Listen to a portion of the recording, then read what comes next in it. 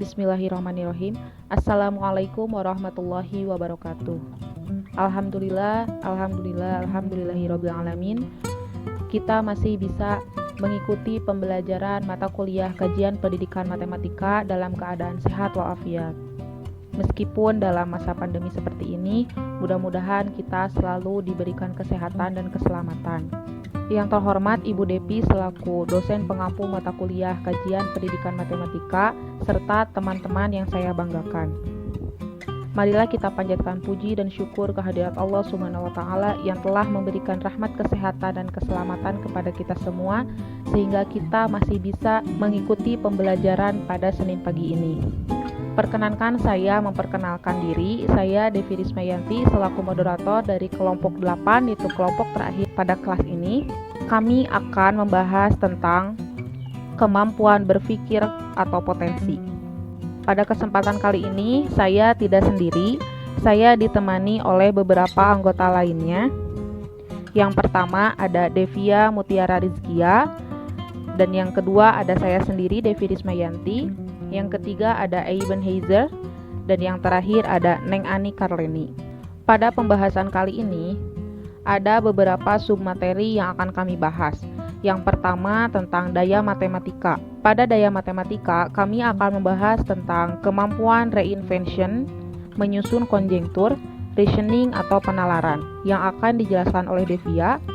Lalu, problem solving atau pemecahan masalah, communication atau komunikasi, serta connection atau koneksi yang akan dijelaskan oleh Eiben. Lalu, penekanan pada perkembangan potensi yang dimiliki siswa yang akan dijelaskan oleh saya sendiri. Dan yang terakhir ada pengembangan Higher Order Thinking Skills atau HOTS yang akan dijelaskan oleh Neng Ani Karleni. Baik teman-teman, untuk mengefektifkan waktu, saya akan memimpin jalannya diskusi kali ini, tapi mohon teman-teman untuk dengarkan pemaparan materi yang telah kami diskusikan melalui video ini. Lalu sesi diskusi akan dilanjutkan di Google Classroom. Untuk pemateri yang pertama yaitu Devia, kepada Devia saya persilahkan. Matematika merupakan ilmu universal yang mendasari perkembangan teknologi modern dalam pendidikan di Indonesia. Mempunyai peranan penting dalam berbagai disiplin ilmu dan mengembangkan daya pikir manusia.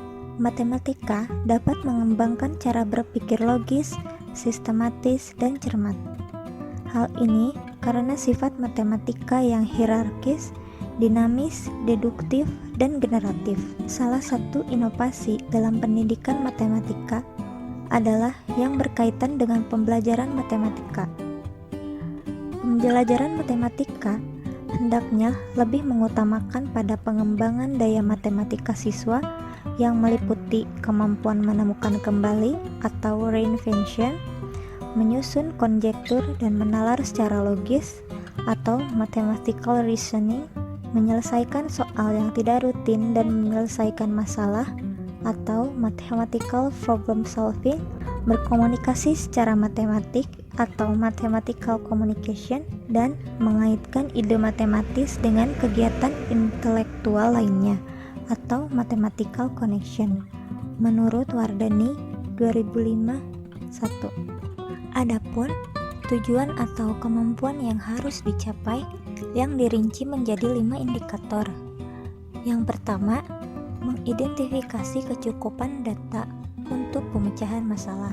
Kegiatan yang dapat dilakukan pada langkah ini seperti apa aja data yang diketahui, apa saja yang tidak diketahui atau ditanyakan, apakah informasi sudah cukup, kondisi syarat apa yang harus dipenuhi, menyatakan kembali masalah asli dalam bentuk yang lebih operasional yang dapat dipecahkan. Yang kedua, yaitu membuat model. Kegiatan yang dapat dilakukan pada langkah ini adalah mencoba mencari atau mengingat masalah yang pernah diselesaikan yang memiliki kemiripan dengan masalah yang akan dipecahkan, atau mencari pola baru atau aturan baru, menyusun prosedur penyelesaian, atau membuat konjektur. Yang ketiga, yaitu matematik dari suatu situasi atau masalah sehari-hari dan menyelesaikannya. Memilih dan menerapkan strategi untuk menyelesaikan masalah matematika dan atau di luar matematika. Kegiatan yang dapat dilakukan pada hal ini adalah menjalankan prosedur yang telah dibuat pada langkah sebelumnya untuk mendapatkan penyelesaian. Poin yang keempat yaitu menjelaskan atau menginterpretasikan hasil sesuai permasalahan asal serta memeriksa kebenaran hasil atau jawaban. Kegiatan yang dapat dilakukan pada poin 4 yaitu menganalisis dan mengevaluasi apakah prosedur yang diterapkan dan hasil yang diperoleh benar atau apakah prosedur dapat diubah generalisasinya. Yang terakhir yaitu menerapkan matematika secara bermakna. B yaitu menyusun konjektur dan menalar secara logis atau mathematical reasoning. Sejumlah kegiatan yang dianggap sulit oleh siswa untuk mempelajarinya dan oleh guru untuk mengajarkannya antara lain pembuktian, pemecahan masalah yang memerlukan penalaran matematis, menemukan generalisasi atau konjektur, dan menemukan hubungan antara data-data atau fakta yang diberikan. Konjektur adalah sebuah proposisi yang dipradugakan sebagai hal yang nyata, benar, atau asli, sebagai besarnya didasarkan pada landasan yang tidak konklusif tanpa kesimpulan. Konjektur bertentangan dengan hipotesis, oleh karenanya bertentangan pula dengan teori, aksioma, atau prinsip yang merupakan pernyataan yang mengandung perjanjian menurut landasan yang diterima. Di dalam matematika, konjektur adalah proposisi yang tidak terbukti atau tidak memerlukan bukti atau juga teorema yang dianggap pasti benar adanya. C yaitu penalaran atau reasoning. Penalaran dan matematika tidak dapat dipisahkan satu sama lain karena dalam menyelesaikan permasalahan matematika memerlukan penalaran, sedangkan kemampuan penalaran dapat dilatih dengan belajar matematika. Melalui penalaran, siswa diharapkan dapat melihat bahwa matematika merupakan kajian yang masuk akal atau logis. Dengan demikian, siswa merasa yakin bahwa matematika dapat dipahami, dipikirkan, dibuktikan, dan dapat dievaluasi. Dan untuk mengajarkan hal-hal yang berhubungan diperlukan bernalar. Oleh karena itu, seorang guru yang ingin meningkatkan kemampuan literasi peserta didik dapat merancang pembelajaran dengan memberikan tugas-tugas yang memerlukan penalaran matematika dalam penyelesaiannya. Hal ini adalah salah satu upaya yang dapat diberikan guru untuk meningkatkan kemampuan literasi matematika peserta didik. Pembiasaan guru untuk memberikan latihan soal yang memuat penalaran matematika, yaitu tugas-tugas yang proses penyelesaiannya tidak rutin, bersifat pemecahan masalah, memerlukan pemikiran tim. Suatu proses berpikir dalam menarik suatu kesimpulan yang berupa pengetahuan merupakan suatu penalaran. Kemampuan penalaran matematis membantu siswa dalam menyimpulkan dan membuktikan suatu pernyataan, membangun gagasan baru, sampai pada menyelesaikan masalah-masalah dalam matematika. Oleh karena itu, kemampuan penalaran matematis harus selalu dibiasakan dan dikembangkan dalam setiap pembelajaran matematika. Secara garis besar, penalaran terjadi menjadi dua, yaitu penalaran deduktif dan penalaran induktif. Penalaran deduktif merupakan penarikan kesimpulan dari hal yang umum menuju hal yang khusus berdasarkan fakta-fakta yang ada. Adapun indikator kemampuan penalaran matematis menurut Sumarmo 2006 dalam Sumartini 2015-4 dalam pembelajaran matematika adalah sebagai berikut. 1. Menarik kesimpulan logis. 2. Memberikan penjelasan dengan model, fakta, sifat-sifat, dan hubungan. 3. Memperkirakan jawaban dan proses solusi. 4. Menggunakan pola dan hubungan untuk menganalisis situasi matematis. 5. Menyusun dan mengkaji konjektur.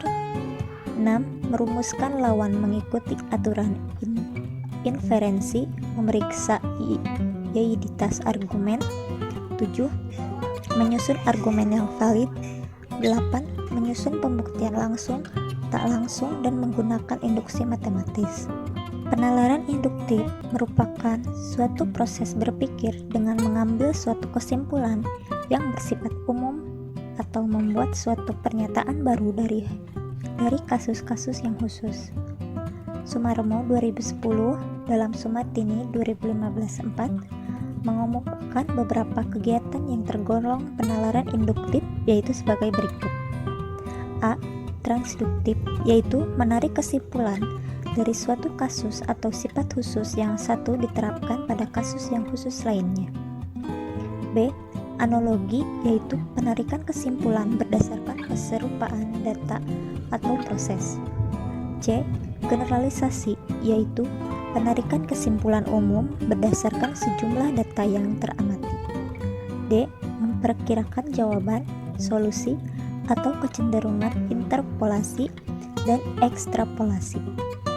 E. Memberikan penjelasan terhadap model, fakta, sifat, hubungan, atau pola yang ada. F. Menggunakan pola hubungan untuk menganalisis situasi dan menyusun konjektur. Terima kasih kepada pemateri.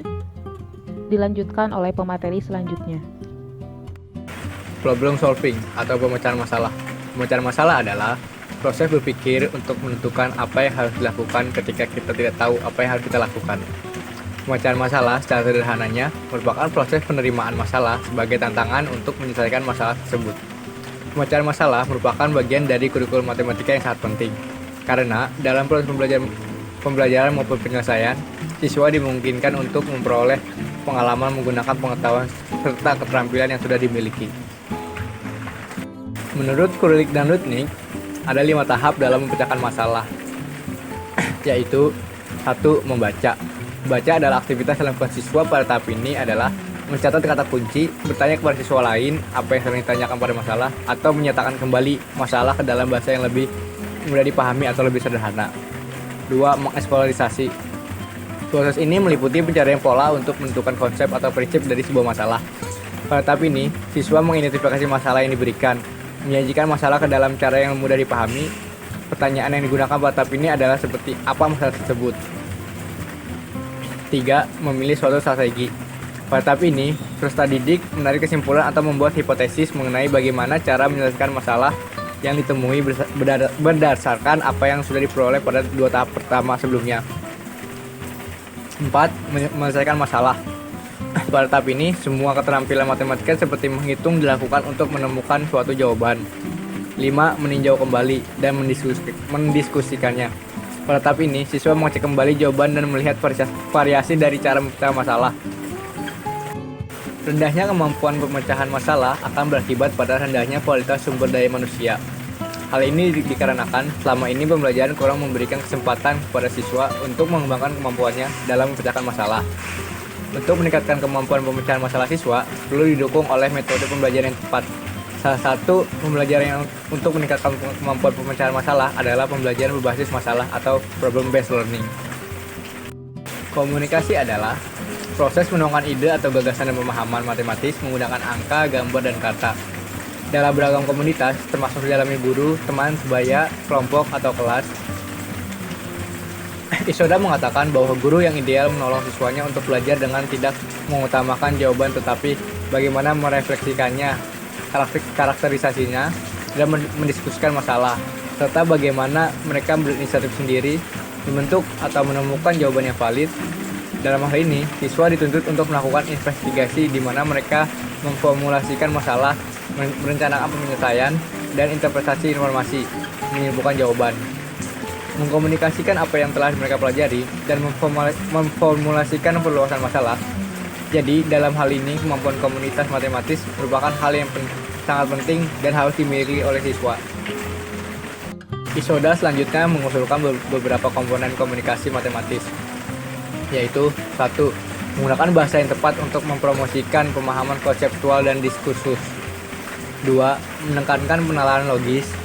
3. Membedakan antara penjelasan konseptual dan deskripsi prosedural. 4. Membuat representasi yang bermakna. 5. Menumbuhkan simpati. Melalui komunikasi, ide matematika dapat dieksploitasi dalam berbagai perspektif.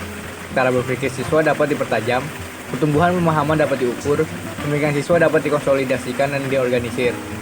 Pengetahuan matematika dan pengembangan masalah siswa dapat ditingkatkan, dan komunikasi matematis dapat dibentuk sesuai dengan tingkatan atau jenjang pendidikan sehingga tingkat kemampuan komunikasi matematika menjadi beragam.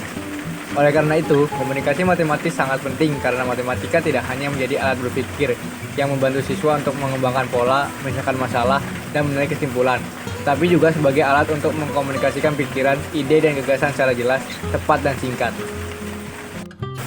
Koneksi.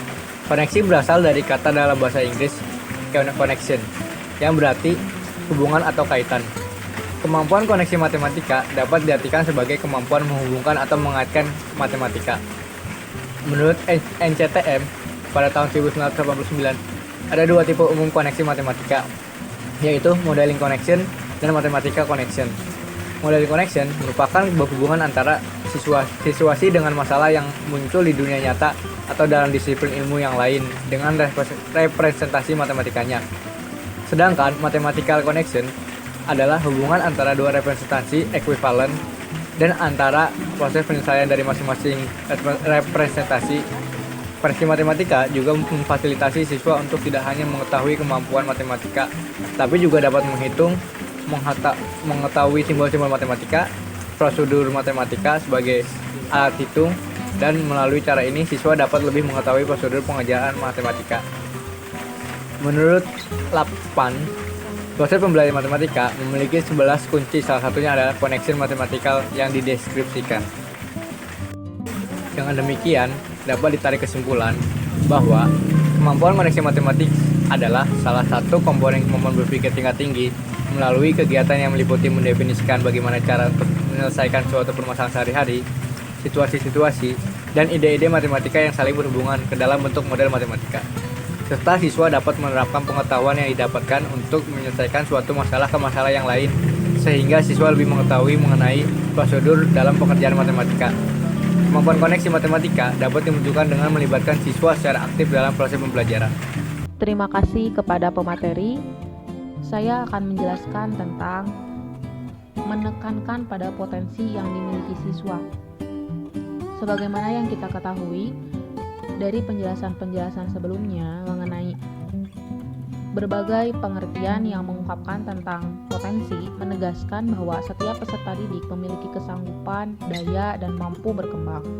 Artinya, tidak boleh memvonis peserta didik tertentu bahwa ia tidak sanggup, berdaya, dan tidak mampu berkembang. Pada dasarnya, setiap peserta didik mempunyai potensi baik fisik, intelektual, kepribadian, minat, kreativitas, moral, maupun religi. Pada kesempatan kali ini, kita memiliki beberapa poin penting yang akan dibahas mengenai potensi yang dimiliki siswa, yaitu potensi fisik, potensi intelektual, potensi khusus atau bakat, potensi kreativitas, dan potensi kepribadian. Yang pertama yaitu potensi fisik. Potensi fisik tidak hanya mengacu pada kondisi kesehatan fisik dan keberfungsian anggota tubuh, tetapi juga berhubungan dengan proporsi pertumbuhan dan perkembangan fisik. Kondisi kesehatan fisik dan keberfungsian anggota tubuh diperoleh melalui pemeriksaan medis yang dilakukan oleh tenaga medis dan observasi perilaku dalam mengikuti aktivitas pembelajaran guru. Yang selanjutnya yaitu potensi intelektual. Potensi intelektual sudah pasti berhubungan dengan kecerdasan, yaitu prestasi akademik, kecerdasan umum, kemampuan khusus atau bakat, dan kreativitas. Kecerdasan umum ini meliputi kemampuan menghadapi dan menyesuaikan diri terhadap situasi baru secara cepat dan tepat, memecahkan masalah baik itu berkelompok ataupun sendiri, menciptakan produk di lingkungan yang kondusif dan alamiah, kecenderungan untuk menetapkan dan mempertahankan tujuan tertentu, serta kemampuan mengkritik diri sendiri. Adapun jenis-jenis kecerdasan sesuai dengan gagasan penemu multiple intelligence Howard Gardner. Antara lain, yang pertama, kecerdasan bahasa atau linguistik, yaitu kemampuan menggunakan kata secara efektif baik lisan maupun tulisan. Yang kedua, kecerdasan logika matematika atau logic mathematical, yaitu kemampuan menggunakan angka dengan baik dan melakukan penalaran yang benar.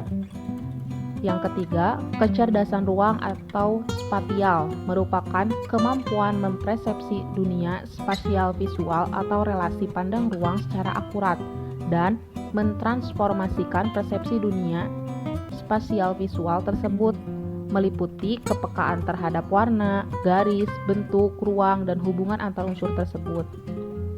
Yang selanjutnya yaitu kecerdasan gerak tubuh atau dikenal juga dengan sebagai kecerdasan kinestetik atau jasmani. Tidak lain daripada kecerdasan menggunakan seluruh tubuh untuk mengekspresikan ide dan perasaan. Yang selanjutnya yaitu kecerdasan musik. Nah, kecerdasan ini ada kaitannya dengan cara mempersepsi atau menikmati penikmat musik, membedakan apakah itu kritikus musik, mengubah komposer, dan mengekspresikan atau dengan cara bernyanyi.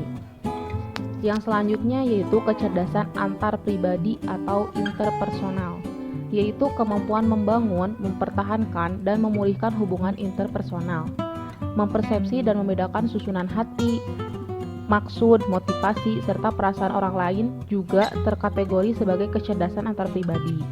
Yang selanjutnya yaitu kecerdasan interpersonal. Nah, ini tuh kemampuan memahami diri sendiri dan bertindak berdasar pemahaman tersebut. Kesadaran akan suasana hati, maksud, motivasi, temperamen diri sendiri, keinginan, kemampuan berdisiplin diri, dan memahami dan menghargai diri sendiri. Lalu yang selanjutnya yaitu kecerdasan tentang alam atau naturalistic intelligence. Keahlian mengenali dan mengkategorikan spesies flora dan fauna di lingkungan sekitar. Dan yang terakhir yaitu kecerdasan spiritual, kemampuan yang berkaitan dengan kesadaran aspek-aspek spiritual seperti kesadaran beragama dan melaksanakan ajaran agama. Yang selanjutnya ada potensi khusus dan bakat. Bakat dapat diartikan sebagai kemampuan bawaan yang merupakan potensi yang masih perlu dikembangkan atau dilatih. Nah, kemampuan ini disebut juga sebagai daya untuk melakukan suatu tindakan sebagai hasil dari pembawaan dan latihan. Kemampuan menunjukkan bahwa suatu tindakan dapat dilaksanakan sekarang, sedangkan bakat memerlukan latihan dan pendidikan agar suatu tindakan dapat dilakukan di masa yang akan datang. Menurut Rahayu, ada 2 jenis bakat, yaitu diantaranya, pertama, bakat umum. Bakat umum merupakan kemampuan yang berupa potensi dasar yang bersifat umum, artinya setiap orang memiliki bakat tersebut. Dan yang kedua, bakat khusus merupakan kemampuan yang berupa potensi khusus, artinya tidak semua orang memiliki, misalnya bakat seni, memimpin, berceramah, olahraga. Nah, bakat khusus ini terbagi lagi menjadi beberapa macam. Ada bakat verbal, bakat numerikal, bakat bahasa, bakat kecepatan, bakat relasi ruang, bakat mekanik, bakat abstrak, bakat skolastik, dan lain sebagainya. Yang selanjutnya, potensi kreativitas. Kreativitas mencerminkan pemikiran divergen, yaitu kemampuan yang dapat memberikan bermacam-macam alternatif jawaban. Kreativitas dapat digunakan untuk memprediksi keberhasilan belajar, namun sebenarnya setiap orang adalah kreatif, dan untuk mendapatkan orang yang demikian perlu adanya latihan dan bimbingan dari orang tua ataupun guru. Kreativitas itu sendiri memiliki beberapa macam ataupun bisa disebut dengan beberapa contoh, yaitu memiliki dorongan ingin tahu yang besar, keingintahuan yang besar, sering mengajukan pertanyaan, memiliki banyak gagasan, bebas dalam menyatakan pendapat, memiliki rasa keindahan, menonjol dalam salah satu bidang seni, memiliki pendapat sendiri dan mampu mengungkapkannya, memiliki rasa humor tinggi, daya imajinasi yang kuat, orisinalitas, dapat bekerja sendiri, senang mencoba hal-hal baru, dan mampu mengembangkan dan memerinci gagasan. Masih ada banyak lagi contoh-contoh dari potensi kreativitas. Dan yang terakhir yaitu potensi kepribadian. Potensi kepribadian atau potensi diri merupakan kemampuan atau kekuatan diri seseorang baik yang belum terwujud maupun yang telah terwujud. Akan tetapi belum sepenuhnya terlihat atau dipergunakan secara maksimal oleh seseorang. Potensi kepribadian meliputi pertama, kemampuan mengelola emosi, kedua, kemampuan mengembangkan dan menjaga motivasi belajar atau berprestasi, ketiga, kepemimpinan, keempat, kemampuan menyesuaikan diri, kelima, kemampuan berinteraksi dan berkomunikasi, ke-6 responsibilitas, ke-7 orientasi nilai moral dan religi, ke-8 kecenderungan kebutuhan, ke-9 sikap, 10 kebiasaan, dan lain sebagainya. Masih banyak potensi-potensi kepribadian yang patut kita ketahui. Demikian penjelasan tentang penekanan pada potensi yang dimiliki siswa. Untuk penjelasan lebih lanjut akan dijelaskan oleh pemateri selanjutnya. Baik, terima kasih kepada moderator untuk materi yang terakhir mengenai pengembangan high order thinking skills atau kemampuan berpikir tingkat tinggi. Menurut beberapa ahli mendefinisikan mengenai kemampuan berpikir tingkat tinggi antara lain Sandrock tahun 2011, pemikiran kritis adalah pemikiran reflektif dan produktif, serta melibatkan evaluasi bukti. Jensen tahun 2011 berpendapat bahwa berpikir kritis berarti proses mental yang efektif dan handal, digunakan dalam mengejar pengetahuan yang relevan dan benar tentang dunia. Sementara itu, Wijaya tahun 2010 juga mengungkapkan pendapatnya, kemampuan berpikir kritis yaitu kegiatan menganalisis ide atau gagasan ke arah yang lebih spesifik, membedakannya secara tajam, memilih, mengidentifikasi, mengkaji, dan mengembangkannya ke arah yang lebih sempurna. Nah, dari beberapa pendapat tersebut dapat ditarik kesimpulan bahwa kemampuan berpikir tingkat tinggi merupakan proses berpikir yang tidak sekedar menghafal dan menyampaikan kembali informasi yang telah diketahui oleh siswa. Namun, kemampuan berpikir tingkat tinggi merupakan kemampuan yang menghubungkan, memanipulasi, dan mentransformasi pengetahuan serta pengalaman yang sudah dimiliki untuk berpikir secara kritis dan kreatif dalam upaya menentukan keputusan dan memecahkan masalah pada situasi yang baru, dan itu semua tidak dapat dilepaskan dari kehidupan sehari-hari. Nah, melalui kemampuan berpikir kritis, siswa akan mampu menghadapi fenomena-fenomena di lingkungan sekitarnya dengan cara mengevaluasi dan mengkonstruksi pemahaman yang ada di dalam diri mereka sendiri. Ada beberapa cara untuk meningkatkan kemampuan berpikir seseorang. Limbach tahun 2010 menjelaskan 5 langkah yang dapat diimplementasikan pada pembelajaran untuk menciptakan lingkungan yang lebih aktif dan merangsang siswa mengembangkan kemampuan berpikir tingkat tinggi. Kelima langkah tersebut adalah 1. Menentukan tujuan pembelajaran. 2. Belajar melalui bertanya. 3. Memperbanyak latihan sebelum melakukan penilaian. 4. Meninjau, memperbaiki, dan meningkatkan pembelajaran. 5. Memberikan umpan balik dan melakukan penilaian terhadap pembelajaran. Langkah yang ke-1, menentukan tujuan pembelajaran. Menurut Ball tahun 2005, tujuan pembelajaran yang ditulis dengan baik akan mempercepat siswa meningkatkan kemampuan berpikirnya ke tingkat yang lebih tinggi. Menurut Manley tahun 2010, rencana pelajaran yang ditulis dengan baik harus menargetkan perilaku tertentu, memperkenalkan dan mempraktikkan perilaku yang diinginkan, dan diakhiri dengan pemeran respon perilaku siswa. Nah, tujuan pembelajaran yang ditentukan harus mengandung berpikir tingkat tinggi, sehingga dapat menuntut siswa untuk berpikir tingkat tinggi. Langkah kedua, belajar melalui bertanya.